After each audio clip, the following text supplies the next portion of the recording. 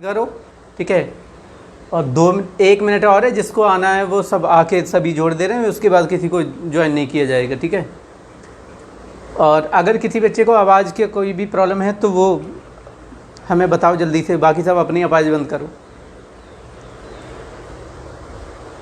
जिसको प्रॉब्लम है वही बताओ, बाकी आवाज़ बंद करके कॉपी पेन उठा के तैयार हो जाओ। आज थोड़ा फास्ट पढ़ना है, रोज़ाना जरा सा पढ़ते हैं, रह जाते हैं वो बताने के चक्कर में।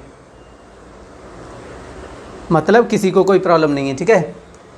देखो बच्चों, यूट्यूब पे सबने देखी होगी वो क्लास, तो लास्ट में मैंने जहाँ तक पहुँचा दिया था वो था वर्ग आव्यूह, ठीक है। आयत आव्यूह हमने कल फिनिश कर दिया था और अब पढ़ाएंगे वर्ग आव्यूह।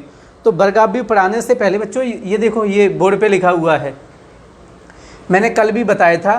थोड़ा सा मैं ये बता रहा हूँ कि आव्यूह के प्रकार थे।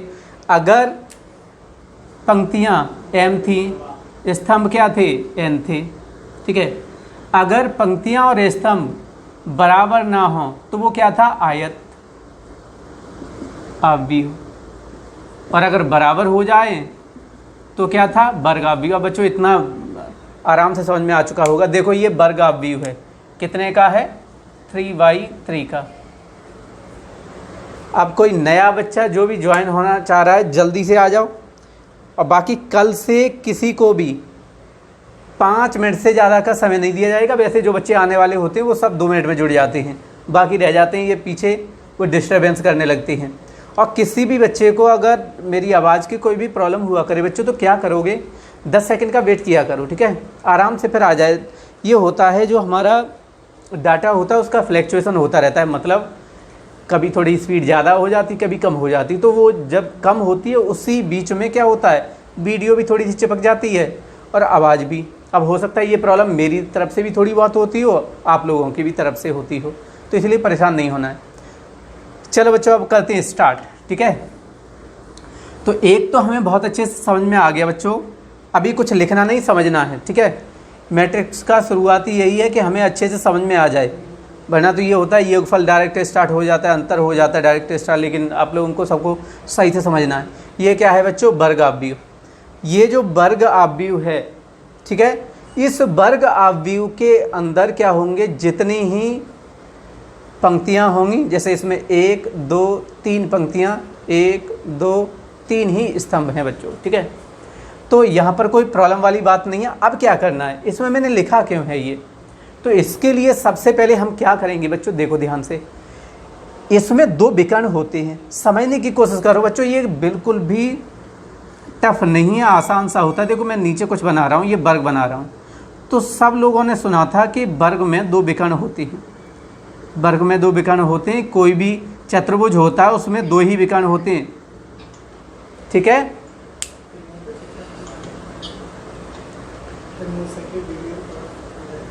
ये कौन बच्चा है जिसका आवाज़ भी आ रही है, प्रमोद नाम का कोई बच्चा है, उसको ये शांत हो जाओ, आवाज़ बंद करो। हमारी वीडियो देखो।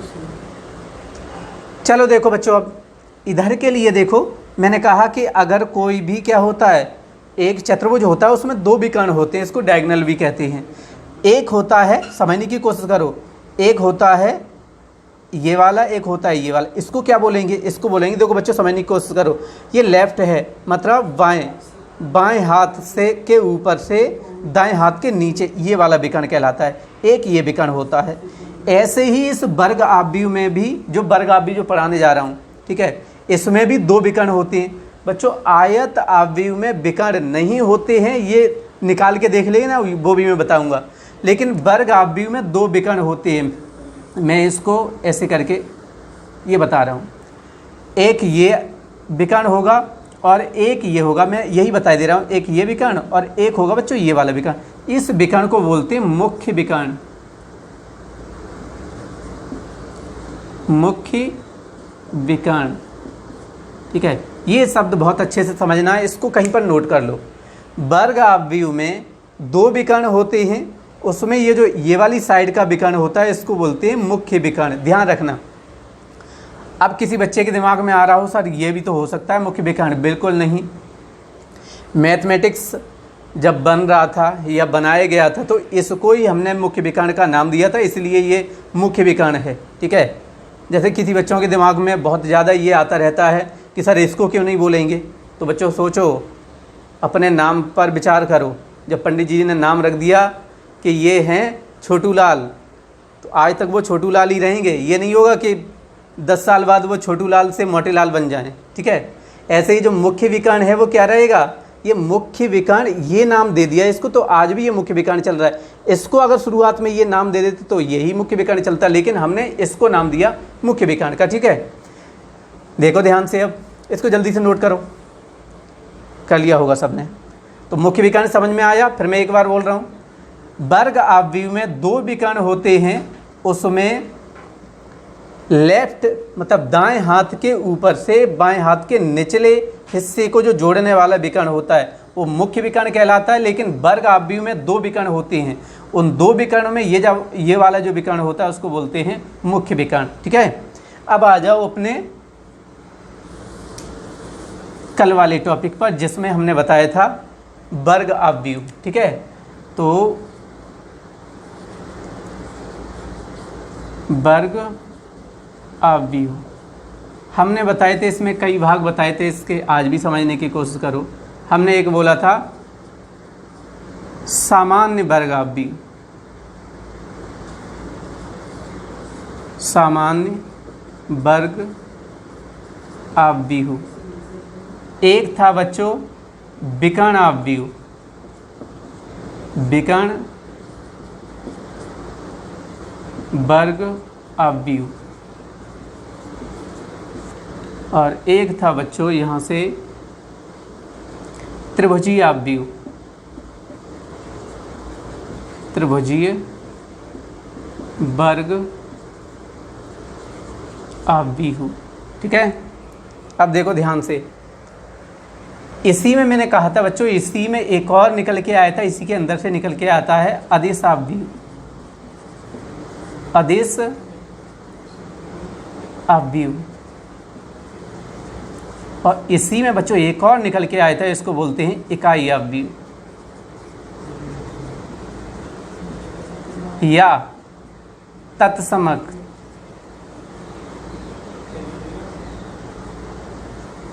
तत्समक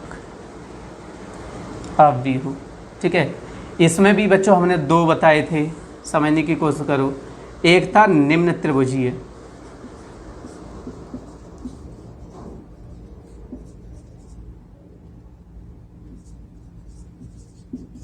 निम्न त्रिभुजीय वर्ग आव्यूह।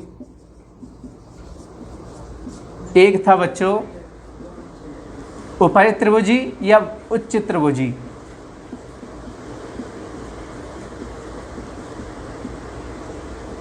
वर्ग आव्यूह।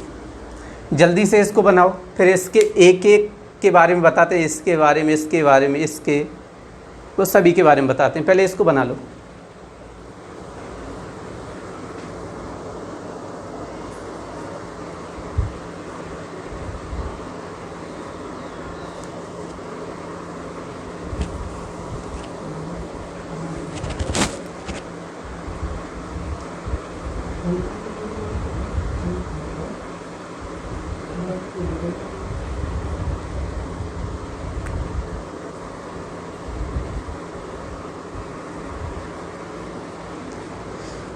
नोट कर लिया बच्चों?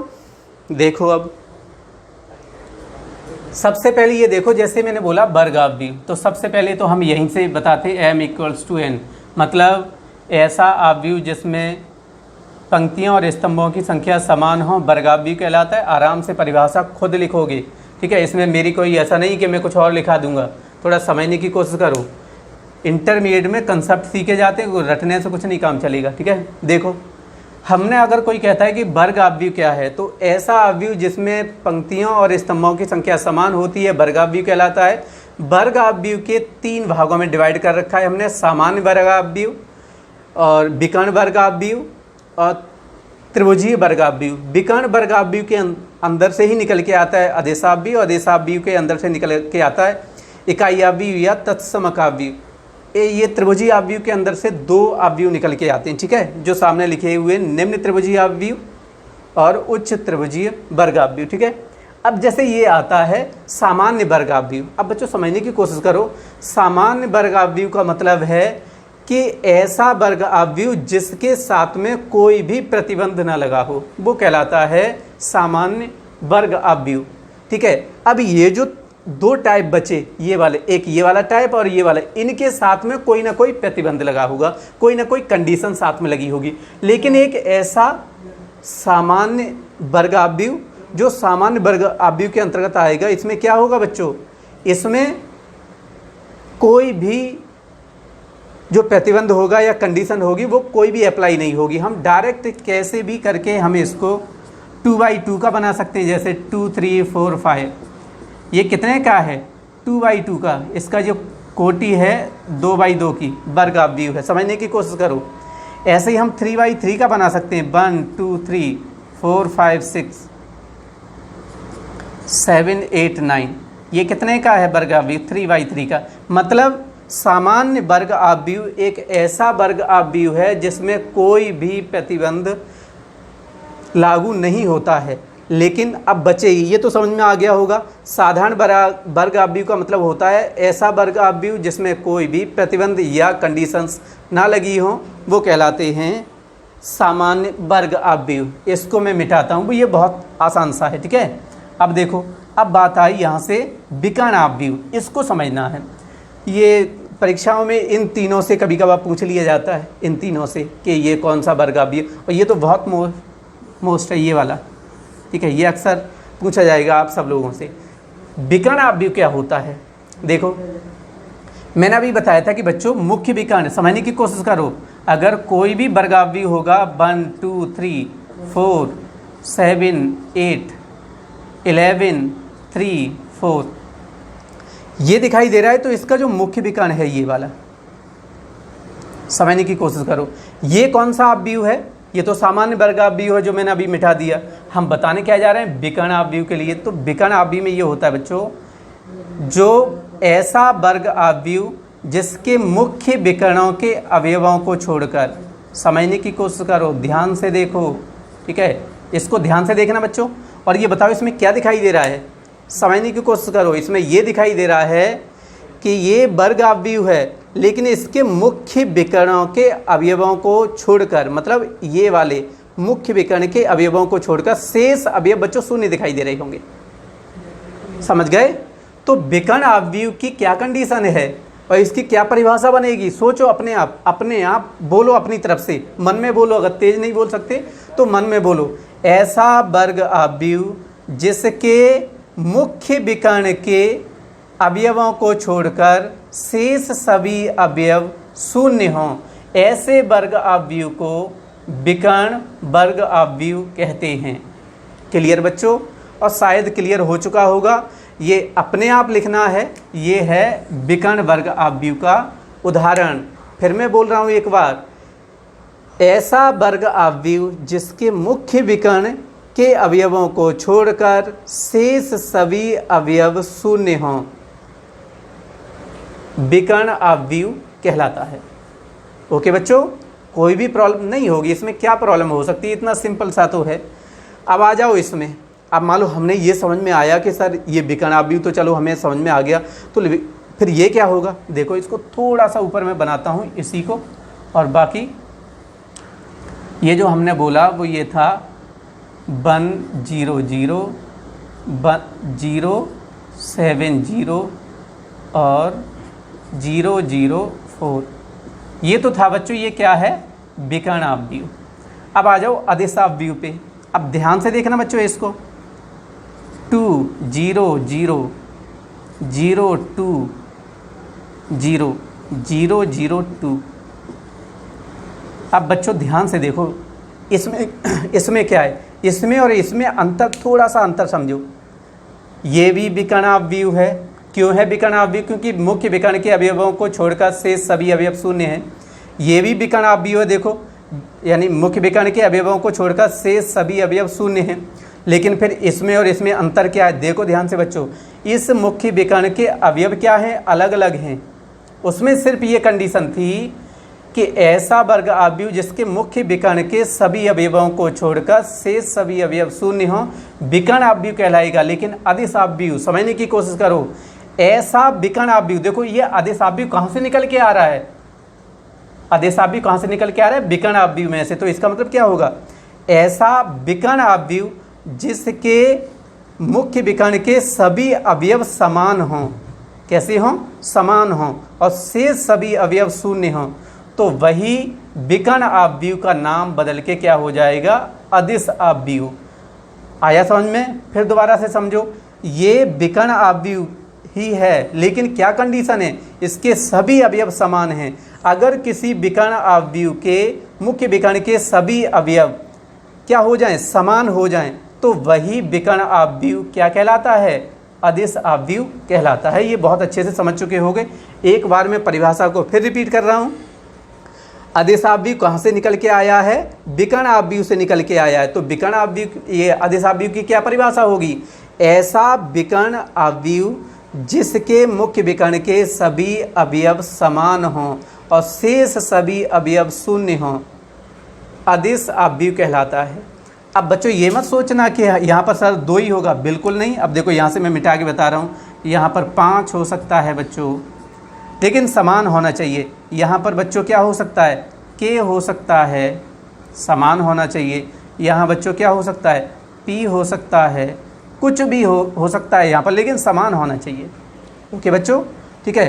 तो इसका मतलब क्या आया, अगर कोई पूछे क्या सभी अदिश आव्यूह विकर्ण आव्यूह होते हैं, तो बोलोगे बिल्कुल होते हैं। क्यों होते हैं, क्योंकि अदिश आव्यूह कहाँ से निकल के आया, विकर्ण आव्यूह में से, ठीक है। और इसमें क्या अंतर है, ये भी विकर्ण आव्यूह, ये भी विकर्ण आव्यूह, लेकिन अंतर इतना है, इस वाले विकर्ण आव्यूह में अवयव अलग अलग हैं, लेकिन इस वाले विकर्ण आव्यूह में जो मुख्य विकर्ण के जो अवयव हैं वो क्या हो रहे हैं, समान हो रहे हैं। और जैसे ही मुख्य विकर्ण के अवयव समान हो जाएं, उस विकर्ण आव्यूह का नाम बदल के अदिश आव्यूह हो जाता है, वरना है ये विकर्ण आव्यूह ही। अब आ जाओ बच्चों इकाई आव्यूह पे। इकाई आव्यूह बच्चों एक ही कंडीशन में बनता है। अदिश आव्यूह में जैसे देखो 1 0 0 0 1 0 और 0 0 1। ध्यान से देखो बच्चों।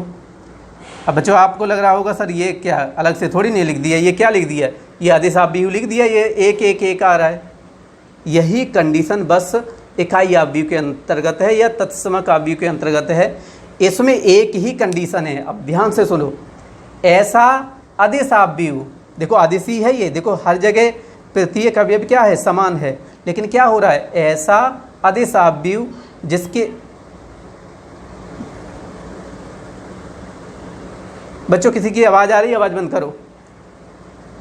ऐसा अदिश आव्यूह, देखो अदिश आव्यूह है जिसके मुख्य विकर्ण के सभी अवयव समान हैं, लेकिन क्या है, ऐसा अदिश आव्यूह जिसके मुख्य विकर्ण के सभी अवयव इकाई हों, मतलब 1 1 हों। तो कंडीशन क्या निकल के आई, इकाई आव्यूह, तो नाम से ही आ रहा है इकाई आव्यूह, मतलब मुख्य विकर्ण के सभी अवयव कैसे हों, 1 1 हों, तो वही अदिश आव्यूह कहलाएगा, इकाई आव्यूह। अगर आप लोगों से कोई पूछता है कि ये बताओ, ये वाला ये लिख दिया कि ये कौन सा आव्यूह, तो आप कहोगे ये इकाई आव्यूह है। अगर कोई कहे क्या ये अदिश आव्यूह नहीं है, तो बोलोगे हाँ अदिश आव्यूह भी है। वो कहता है कैसे है, तो अदिश आव्यूह की क्या कंडीशन थी बच्चों, अदिश आव्यूह की कंडीशन थी ऐसा वर्ग आव्यूह जिसके मुख्य विकर्ण के सभी अवयव समान हों, वो अदिश आव्यूह की थी। और इकाई आव्यूह की क्या परिभाषा बच्चों, ऐसा वर्ग आव्यूह जिसके प्रत्येक, मतलब मुख्य विकर्ण का प्रत्येक अवयव इकाई हो, मतलब 1 1 हो, ठीक है। ये क्या नहीं हो सकता, अगर मैं यहाँ पर क्या बना दूँ 2 2 2, तो ये अदिश आव्यूह तो हो जाएगा। बच्चों समझने की कोशिश करो, ये अदिश आव्यूह तो हो जाएगा, लेकिन इकाई आव्यूह नहीं होगा, क्योंकि इकाई आव्यूह के लिए मुख्य विकर्ण के अवयवों का इकाई होना या 1 1 होना, इसका क्या होता है, प्रतिबंध होता है, ठीक है। तो इस प्रतिबंध के संबंध में क्या होगा, अगर इसके 1 1 हो जाएं तो ये इकाई आव्यूह, अगर सेम हो जाएं तो अदिश आव्यूह, और अगर सेम ना हो, अलग अलग हो, तो विकर्ण आव्यूह। विकर्ण आव्यूह ये भी है, विकर्ण आव्यूह ये भी है। समझने की कोशिश करो, विकर्ण आव्यूह की सिर्फ इतनी परिभाषा है, ऐसा वर्ग आव्यूह जिसके मुख्य विकर्ण के अवयव अवयवों को छोड़कर अन्य अवयव शून्य हों। तो समझने की कोशिश करो, सिर्फ एक परिभाषा यहाँ पर लगी हुई है, मुख्य विकरणों के अवयवों को छोड़कर शेष सभी शून्य हों। तो इसका मतलब क्या है, ये भी तो मुख्य विकरणों के अवयवों को छोड़कर शेष सभी शून्य, इसका मतलब ये भी विकर्ण अवयव हो गया। यहाँ पर भी क्या है, मुख्य विकरणों के अवयवों को छोड़कर शेष सभी शून्य, ये भी विकर्ण अवयव हो गया। लेकिन इसमें एक प्रतिबंध लगा हुआ है, इसमें ये मुख्य विकर्ण के सभी अवयव क्या है, समान है, तो ये अदिश अवयव। और अगर मुख्य विकर्ण के सभी अवयव इकाई हो जाए तो वो इकाई अवयव। बच्चों सिंपल है, बिल्कुल सिंपल। अब समझने की कोशिश करना, इसको हम अभी उठाएंगे, इसको अलग से, ठीक है, अलग से बताएंगे। सबसे पहले आते हैं इन पे बच्चों, 2 पे, ठीक है। देखो अब आ जाओ इस पे। पहले बच्चों अगर नोट करना चाहो तो ऐसे ही नोट कर लो इसको, ठीक है, ऐसे ही बना लो इसके नीचे। और परिभाषा अपने आप लिखना है, कैसे लिखना है वो आप सब लोग समझ चुके हो, ठीक है। देखो इनका हमें ध्यान ये रखना है, ये कोई ऐसा नहीं है कि हमें परिभाषा किताब से लिखनी है या फिर जो टीचर कराएगा उसी से लिखनी, बिल्कुल नहीं। अपने आप बनाना सीखो, ठीक है, एक कंसेप्ट को समझ के और बनाना सीखो। जल्दी से नोट करो इतना, फिर वो 2 को बताते हैं। हाँ बोलो।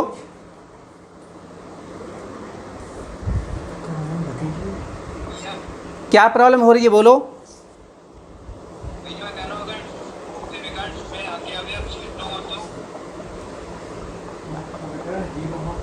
मुख्य विकर्ण के अवयव शून्य हों,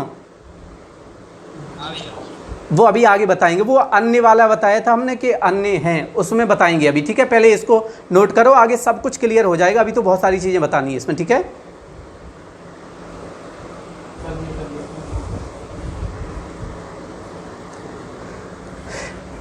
बच्चों कुछ बच्चों का ये है कि सर ये भी तो शून्य हो सकते हैं, ये है, अभी भी है।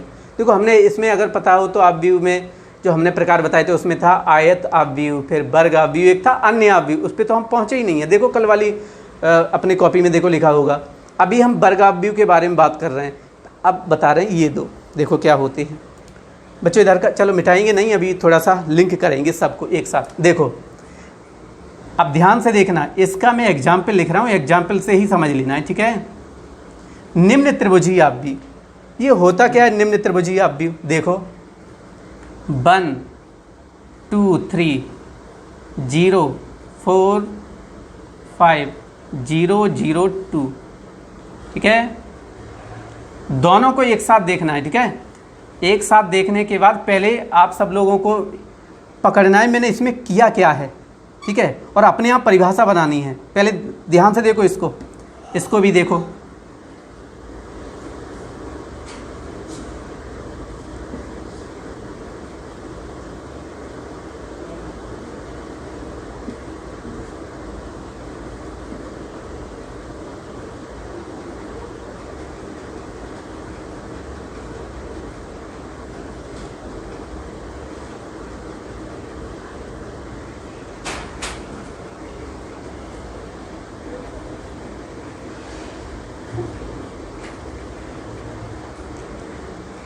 बच्चों दोनों को ध्यान से देखो, सही से देखो, फिर मैं बताता हूँ। और क्या समझ में आ रहा है, मतलब बोलना नहीं है, अपने आप दिमाग से सोचो क्या समझ में आ रहा है इसमें।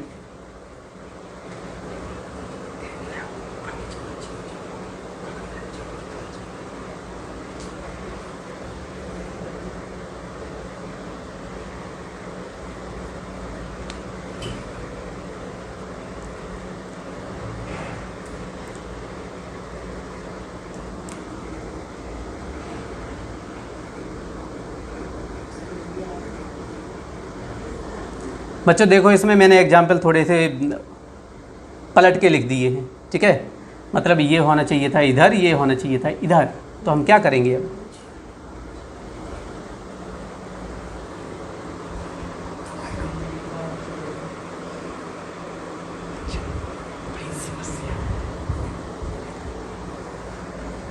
तो एग्जाम्पल थोड़ा सा पलट के कैसे लिख दिया हमने। देखो मैंने ये कहा कि क्या होना चाहिए था, ये वाला इधर, ये वाला इधर। चलो कोई नहीं, हम पलट दे रहे हैं। देखो ठीक है, क्या कर दे रहे हैं अभी, देखो 0 0 0 5 और ये 5 2।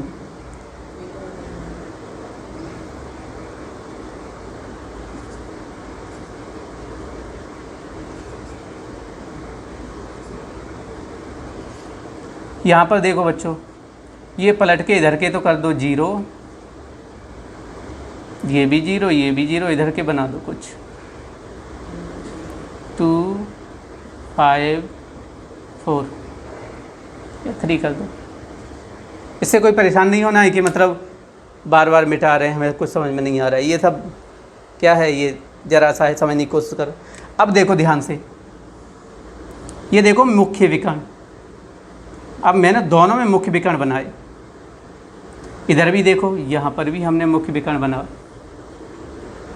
ध्यान से देखो, इस मुख्य विकर्ण का इधर का भाग कहलाता है निचला भाग या निम्न भाग, इधर का कहलाता है उच्च भाग या ऊपरी भाग।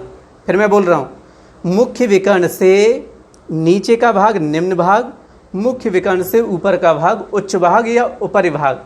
ध्यान से देखो, इसमें इस वाले में देखोगे तो ऐसा वर्ग आव्यूह, पॉइंट को समझो, ऐसा वर्ग आव्यूह जिसके मुख्य विकर्ण के नीचे के अवयव अशून्य हैं परंतु इसके ऊपर के अवयव कैसे हैं, सभी शून्य हैं, तो कैसा त्रिभुज कहलाएगा, निम्न त्रिभुजीय वर्ग आव्यूह। तो ये क्या होगा, ये आव्यूह का मतलब हुआ ऐसा वर्ग आव्यूह जिसके मुख्य विकर्ण के, मुख्य विकर्ण समझने की कोशिश करना, मुख्य विकर्ण के उच्च भाग के से सभी अवयव शून्य हों और उसके जो निम्न भाग है वो अशून्य हों। फिर समझो, मतलब कन्फ्यूज हो रहे हो। देखो कैसे, ये जो विकर्ण आव्यूह होता, ये वर्ग आव्यूह होता है, इसमें जो विकर्ण होता है उसमें दो भाग होते हैं विकर्ण को बना, इधर का निम्न भाग कहलाता है, इधर का उच्च भाग कहलाता है। अगर उच्च भाग के सभी अवयव क्या हो जाएं, शून्य हो जाएं, और मुख्य विकर्ण को छोड़कर और इसके निम्न भाग के कोई भी अवयव शून्य ना हो, ठीक है, तो वो कहलाएगा, क्या कहलाएगा, निम्न त्रिभुजीय आव्यूह। थोड़ा उल्टा है बच्चों, समझने की कोशिश करो। क्या है, ऐसा वर्ग आव्यूह जिसके मुख्य विकर्ण के ऊपर के सभी अवयव शून्य हों, निम्न त्रिभुजीय आव्यूह कहलाता है। ठीक है, क्योंकि देखो समझने की कोशिश करो, इसमें और मैं अच्छे से बताऊं। देखो ये जो त्रिभुज बनेगा ऐसे करके, उसमें क्या है, सभी अवयव कैसे हैं, शून्य नहीं है, और इधर वाले में शून्य, इसलिए क्या कहलाएगा, निम्न त्रिभुजीय आव्यूह। इधर का देखो, इधर वाले आप में क्या कहलाएगा, अपने आप परिभाषा बनाओ, ऐसा वर्ग आव्यूह जिसके मुख्य विकर्ण के नीचे के सभी अवयव शून्य हों, उच्च त्रिभुजीय वर्ग आव्यूह कहलाता है। मतलब मुख्य विकर्ण से उच्च भाग की ओर अवयव शून्य ना हो तो उच्च त्रिभुजीय वर्ग आव्यूह, और अगर मुख्य विकर्ण के नीचे वाले भाग शून्य ना हो तो वो निम्न त्रिभुजीय आव्यूह। सिंपल सा है बच्चों, ध्यान से देखो, अपने आप देखो, परिभाषा भी अपने आप बना लोगे। इसमें क्या है, ऊपर के मुख्य विकर्ण के ऊपर के अवयव शून्य हैं, इसमें क्या है, मुख्य विकर्ण के नीचे के अवयव शून्य हैं। अपने आप ऐसी परिभाषा लिख लोगे। ठीक है, जल्दी से नोट करो बच्चों, बहुत जल्दी से।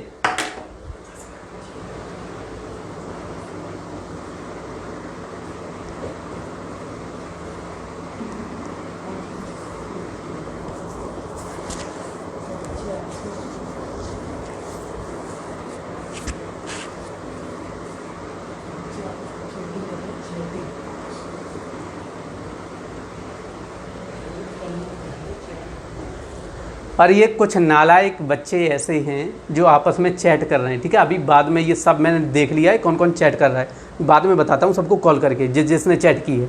ठीक है, मतलब ये इंटरमीडिएट का मैथमेटिक्स है, और पिछले वाले बच्चों से पूछो कि कैसे पेपर आता है। नहीं पढ़ना है तो ज्वाइन मत हो, आपस में बात करने में लगे पड़े हैं।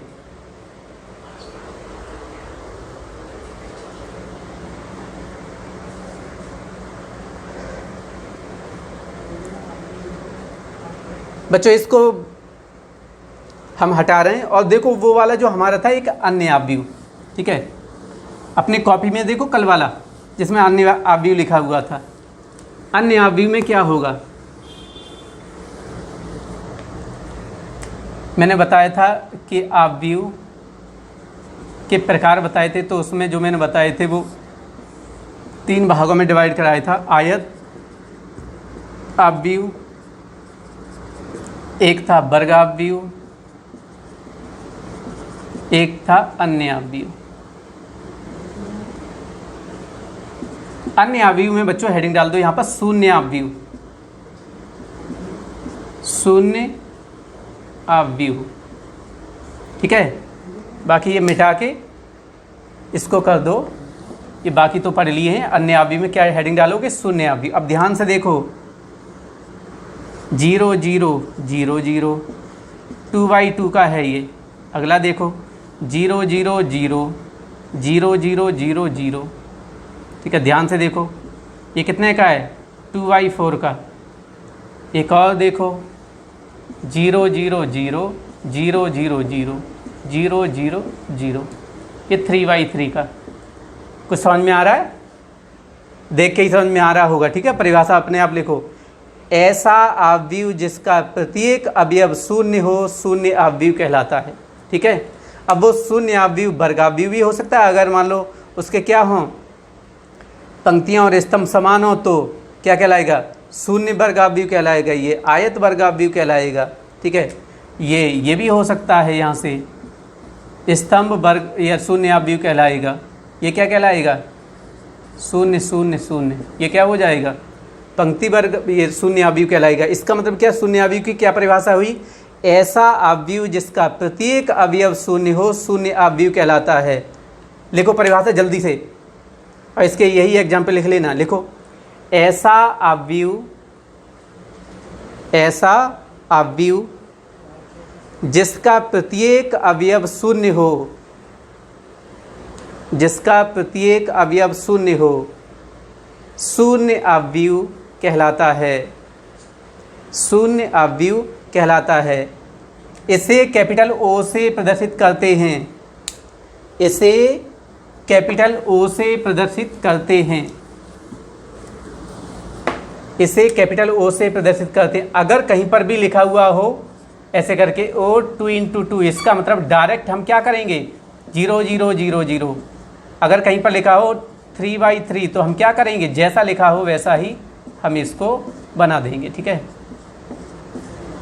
क्लियर बच्चों? ठीक है, ये था शून्य अवयव का। कल बच्चों बताएंगे हम मैट्रिक्स का योगफल, मैट्रिक्स का अंतर और मैट्रिक्स का गुणनफल। योगफल पहले से ही जानते हो, अंतर भी पहले से ही जानते हो, जरा सा है बस मुझे बताना है और सीखना है अच्छे से गुणनफल। तो कल का इंतज़ार करो और क्या करो, आज जो कराया है उसको YouTube पे देख सकते हो बच्चों। जिसको लगे कि हमें समझ में नहीं आया वो YouTube पे जा सकते हो, और YouTube पे जाओ तो उसको लाइक कर दिया करो, सब्सक्राइब कर लिया करो। ठीक है, बस गए देख के भाग आए। चलो बच्चों, ठीक, बाय।